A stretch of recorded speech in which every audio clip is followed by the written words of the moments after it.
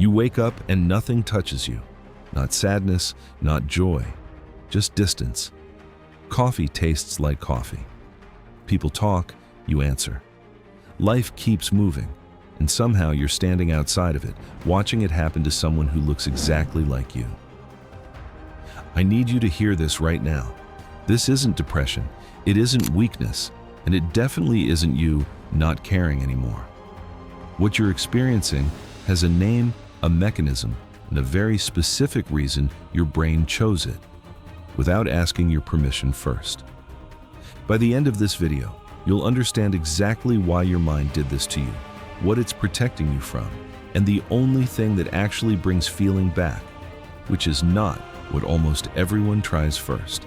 Stay until the end, because the way most people try to fix this is the exact thing that keeps them stuck in it. First, why your brain chose silence over pain. Here's what almost nobody explains clearly. Your nervous system has exactly one priority: keep you functioning. When emotions become too frequent, too intense, or too prolonged, your brain doesn't get stronger from the repetition. It gets quieter, not as a punishment, as a strategy. I mean that literally. This is biological, not a character flaw. Fight and flight are the loud responses everyone knows. But there's a third one, quieter and far less talked about: freeze. When your system can't fight the source of pain and can't escape it either, it does the only thing left. It turns the volume down on feeling itself. Activity in the regions responsible for processing emotion quite literally reduces, not because you stopped caring, because caring for too long without relief became unsustainable. Second, why this isn't the same as depression and why that matters. This distinction gets missed constantly, and it matters more than people realize. Depression has weight. It aches, it pulls, it has a pulse. You know something hurts even when you can't move through it. Numbness is different.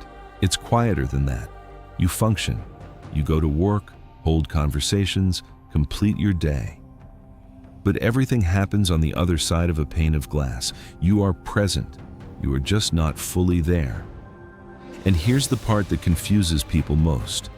Numbness often looks like maturity from the outside, calm under pressure, unbothered by chaos. People may even admire it. But what looks like strength is frequently a nervous system that has simply run out of runway and shut the emotional signal down to keep functioning at all. This matters because if you mistake numbness for peace, you stop looking for what's actually happening underneath it. And what's happening underneath is not nothing. It's containment. Quick question for you. Drop a comment. Do you ever catch yourself thinking, I know I should feel something right now, but I don't? That gap between what you expect to feel and what actually arrives is the clearest signal of what we're talking about. Keep watching, because the next part explains exactly where that gap comes from. Third, why this almost never starts as a decision. Nobody wakes up one day and decides to stop feeling. It happens gradually in a pattern that's easy to miss while it's forming. It usually starts small. A feeling gets slightly too big for the moment, and it gets quietly turned down instead of expressed. Maybe home wasn't a place where emotions were safe to show. Maybe you were the one who held things together for everyone else until there was nothing left over for yourself. Maybe every time you expressed something big, it was met with discomfort, dismissal, or you're too sensitive, until your system learned a simple rule. Feeling too much leads to disappointment, so feel less. Each one of those moments adds a layer. None of them look dramatic on their own. A tightened jaw here, a quieter tone there, a joke instead of a real answer. But layered across months and years, that pattern becomes instinct, a door that closes automatically, long before you consciously decide anything. Here's what this looks like played out in real life. Picture someone who used to cry at movies, who used to get genuinely excited about small things, who used to feel hurt clearly enough to name it. Slowly, disappointment after disappointment that responsiveness fades. They become the calm one, the one who's always fine, the one nobody worries about, not because life got easier, but because they got quieter. Friends compliment how composed they are. What they don't see is that composure isn't peace. It's a system that ran out of a safe way to keep feeling openly and found silence instead. It shows up differently depending on who you're with, and that's worth noticing. Here's a pattern most people never connect. With romantic partners, numbness often looks like going through the motions, saying, "I love you," meaning to mean it, and quietly wondering why the words don't carry the weight they used to. Not because the relationship failed, because feeling itself got harder to access in every direction, including this one. With friends, it looks like distance that nobody can name. You still show up, you still text back, but the closeness that used to come easily now takes effort to perform, and people around you sense something shifted, even if you can't explain what. And at work, it often gets misread as the opposite of a problem: calm under pressure, unbothered by criticism. Colleagues call it professionalism, maybe even ask how you stay so composed. What's actually happening is that the parts of you that would normally react, frustration, excitement, disappointment, have been quietly turned down across the board, not just at work. It's the same numbness, just wearing a suit. The reason this matters: if numbness only shows up in one part of your life, that's usually a boundary issue with one relationship or situation.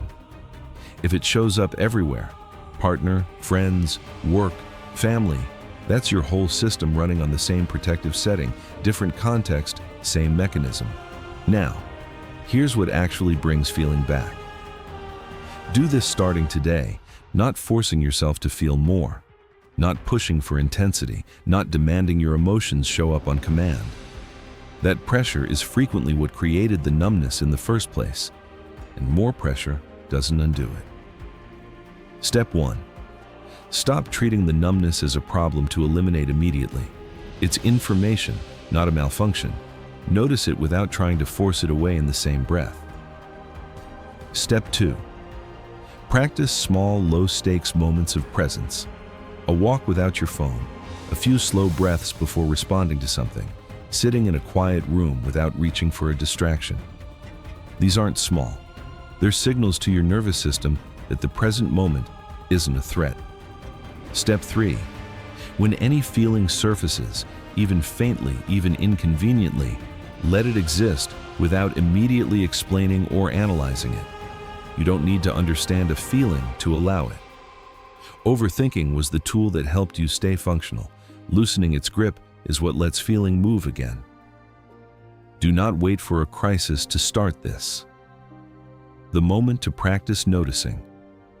Instead of immediately shutting down or immediately forcing yourself to feel, is the next small moment it happens, not after months more of watching your life through glass. Feeling doesn't return all at once. It comes back unevenly. A flicker of irritation, a wave of unexpected sadness, a joke that suddenly actually lands. None of that is regression. That's recalibration. Your ability to feel was never gone. It was never broken either. It was paused, protecting you from something that, at the time, felt like too much to survive. And the moment you stop demanding it come back on command and instead just make it safe enough to return, that's the moment it starts finding its way home.